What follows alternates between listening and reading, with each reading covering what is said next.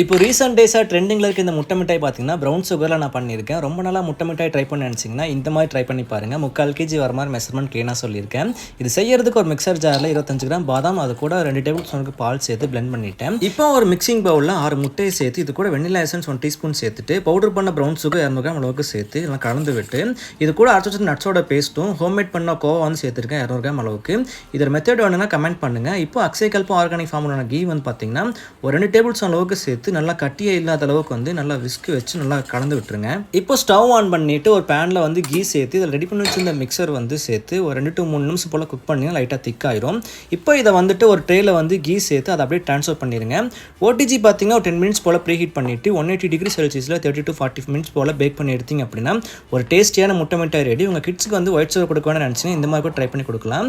And இது வந்து அன்னைக்கே சாப்பிடாம ஒரு நாள் விட்டு சாப்பிட்டீங்க அப்படின்னா டேஸ்ட் இன்னுமே சூப்பராக கண்டிப்பாக ட்ரை பண்ணி பாருங்கள்.